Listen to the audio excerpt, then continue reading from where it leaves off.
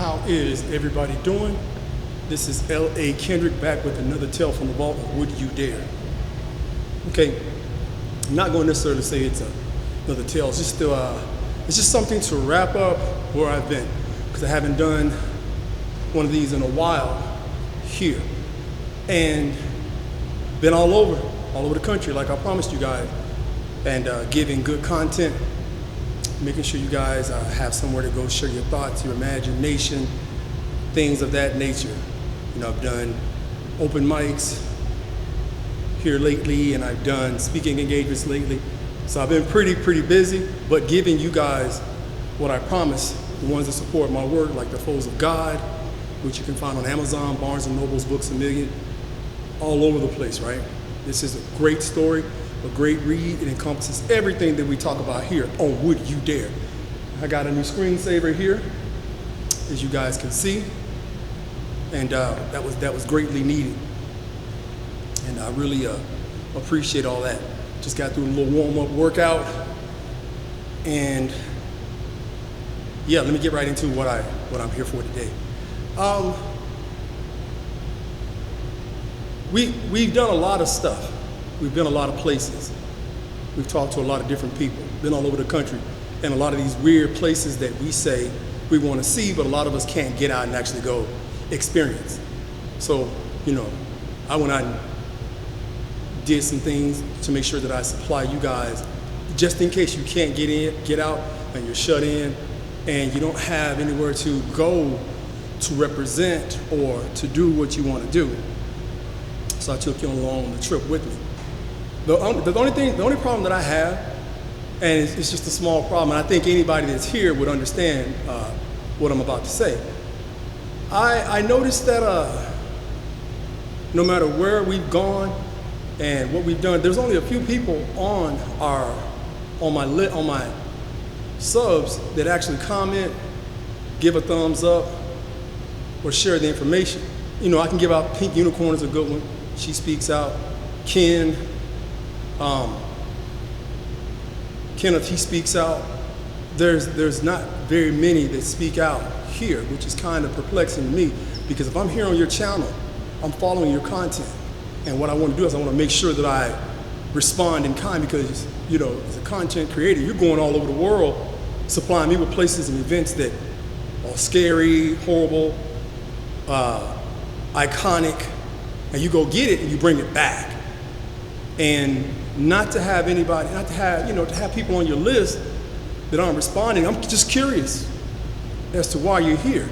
And sometimes if you call it out, you'll see those people unsubscribe. And it's like, okay, you're unsubscribing, then that means that I hit a nerve and you're guilty of something. I'm not saying you owe me anything, but I would love to see more likes and more comments. It helps the algorithm, and it doesn't support this because I don't get paid for doing this, but I get paid in the fact that I'm giving you guys something that I promised. You know, if you can, I don't know how anybody cannot understand that. In fact, I had a death in my family recently, and I even posted it. And I swear, I'm being honest, not one person sent their condolences. It was my stepdad, and he was ex-military, and he died recently. And not one well wish, not one I'm sorry for you, nothing. And if you guys can't understand why I would say something, because I normally don't say anything, but I've never been on somebody's page and you said you lost somebody, or you had a big event and you posted it and I didn't respond to it and say, hey, whatever, sharing my thoughts and my sympathies. There's just no way that I've not done that. Found that kind of interesting. And I don't want to drag that out or beat a dead horse, but I mean, if you're here for the content, man, give us a thumbs up, man. We do a lot of traveling, we go a lot of different places, see a lot of amazing things, and most of the time, a lot of times if people comment, they're not even on the list, they'll just come in and say something real nasty and leave, as if they're jealous or they're hating at the fact that we've been to Roswell, that we've been to Devil's Tower, the giant sequoias, the Behringer impact crater, Area 51, seen some strange things with people out training. We've done a lot of things, man, and you get people that are hating on that. I'm like, God, if you want to hate, then just, you know, then just don't show up. I mean, a comment is a comment, but just don't show up if all you have is negativity. We're not here for that. Let me just shut that down, close that out. Let me get to the other part of that now that I got that rant off my chest. Hopefully you guys can understand. If you're here, you're here. If you unsubscribe, I understand if you unsubscribe, because I don't get paid for this. I'm just letting you know how I feel, as anyone would. But been all over the country. Just got back from the Behringer Impact Crate in Arizona. Amazing, amazing, amazing. But it's so, you know, when you get to these places, you don't really realize how desolate and isolated these places are. I mean, it's just like, you got a lot of heat, which is a dry heat, and you guys can see that video, and it's just wide open, like for miles and miles and miles and miles. And I was thinking, I had always wanted to see that as a child, so I got to knock that off my bucket list. But was just seeing so much of the country and the mountains, and going through the mountains, which is always a weird experience, because those roads, they wind, and you get people speeding on them. It's kind of funny to see people flying by you on those sharp turns. I mean, apparently they're used to those sharp turns and curves. And then we get to the extraterrestrial highway, which, you know, I was so glad to see that and bring it to you guys and allow you guys to take that journey with me. The museum didn't happen to be open at that time, and we were on a tight schedule at that point.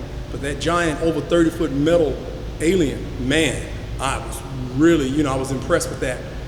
And I was impressed with pretty much everything that we saw, but the distance from end to end, I think the lady told me when I went to the Little Alien, but I stayed at the Alamo Inn because there's like not a lot of places to bed down. I mean, it's just way out there. Like if you break down, you're in trouble. Good luck with your AAA and your roadside assistant. You're in trouble. It's just, I think she says 150 miles straight, but then when we got to the Little Alien Inn, she was explaining further, around the perimeter of Area 51, it's like 256 miles or something to come back. She had something mapped out for me, but nonetheless, it was huge. So from that point to the back, they said it was 5 miles, right? It took me 12 miles to get to that first gate of Area 51. And when I finally got there, I was trying my best to live stream it, but there was no connection. There was no Wi-Fi connection. And I don't know why the Little Alien wouldn't let you do like a video of the area, of their hotel. Kind of thought that was kind of weird. Picked up a couple of souvenirs and really, really enjoyed myself. The one thing that caught me, again, it is absolutely pin drop quiet. I wish we could have gone at night, but I would never endanger my my girl like that. I would rather just, you know, if it was some of the fellas, we would have went. Because I have one of my boys that came in from Atlanta, and he's here now, and would have loved for me and him to take that trip out there, because he said, yeah, we would have been in Area 51 at night just to see what it looks like. But I mean, there's no light. There's no light, street lights or anything like that. Probably the only light you would have is from the gate. And it was 12 miles, like I said, from that point on that gravel road to get back there to the back. So I can imagine how spooky that would have been at night. The thing that got me was the arm was up. And I've never seen, in all the footage I've seen at Area 51, I've never seen the arm up like that. Normally the arm is down and you can't go past a certain point. And I wasn't going past a certain point anyway. It's a long way to get arrested from home, you know, and get messed up out there. Or worse, probed, cloned, or taken away, hypothetically speaking, just throwing that out there. But the camera, she said, just don't go past this point, because she said they will come. She said they will come out there if you go past a certain point. And I believe it. I know I was looking at the camera, there was some stuff that I saw that I didn't get to capture, but y'all heard the flies all over. I was like, geez, where do these flies keep coming from? And I should have dabbed up a little bit of off. But you can see around the perimeter, man, it was miles and miles of nothing but mountain and road and dirt roads. And I was really surprised that didn't get more views. Really surprised that didn't get more views. It got views on other my other social media outlets, but on YouTube I was really shocked, man, because we had talked about that here on YouTube. We were talking about that, and it is just, I was really stunned. Still stunned. Again, this is Area 51, iconic place. you don't get to see, you only read about these places a lot of times. You never really get to get out and actually see it. I didn't get to see the black box. The lady told me somebody's always taking the black box. So I would have loved to put one of these in the black box, you know, just to say that L.A. Kendrick was here. But she said they keep taking it, and she doesn't know why they keep taking it, and it's real heavy too. She said, so whoever's taking it is just, they don't know who it is. And personally, I thought, you know, the places that we went on this recent trip was just amazing. I mean, all the trips we've been on, I think were pretty amazing, pretty once in a lifetime occurrences and trips. So again, I'm trying to make sure that you guys were along for the ride. And again, I mean, these are things you just don't see every day. You probably won't see in your lifetime, but I don't know if, I don't know if it's a bunch of haters not appreciating what we've been and what we're doing. I don't know what it is, but for those of you that did respond, I'm telling you, man, grateful. I truly am grateful, because that content's for you guys. So there's more trips to come, of course, and we did that Q&A here, and the kids at the Q&A that I did, I just posted that video. It's up right now. Hope you guys enjoy that. The kids actually sparked off what one of you guys sent in, and I read the story to the crowd, and they loved it. They were real reluctant at first, but then they started opening up once the children started speaking, and then everybody was wanting to share what they'd gone through, and I was loving every minute of it. It makes this and what I'm doing worthwhile. So you guys, I'm telling you, I had a blast. And again, this is for you guys. Content's for you guys. I don't just talk about going to these spooky places or isolated places or iconic places. I will actually get out there and go see these places when I have the time. And I appreciate that, I really do. Universe has blessed me with good health, so I make sure that I do something with it and I don't let, you know, grass grow under my feet too quick. And I'm just proud to have you followers that appreciate the work and comment and say what you say. I'm eternally grateful for that. Can't thank you guys enough. And I'm gonna wrap it up, man, because I don't want to take up too much time. Seeing that I already have, you guys throw me a hint on where you'd like to see me go next. We'd already gone to Puerto Rico, and I didn't get a chance to film that, but we'd been to Puerto Rico to see the SETI,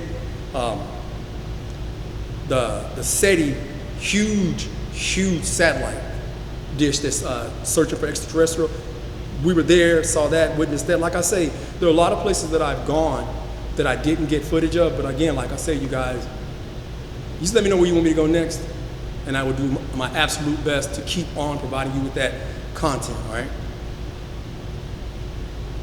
Make sure you like, share, comment, and subscribe. And in closing, would you dare? This has been L.A. Kendrick.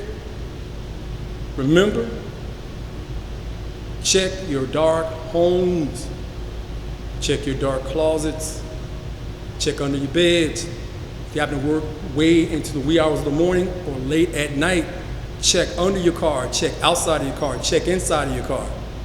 Be mindful of your surroundings, because like I always say, you never know what's lurking in the dark, waiting to make you a story.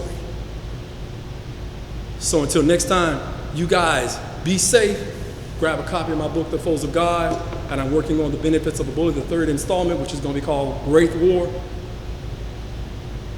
And you guys fill in the rest.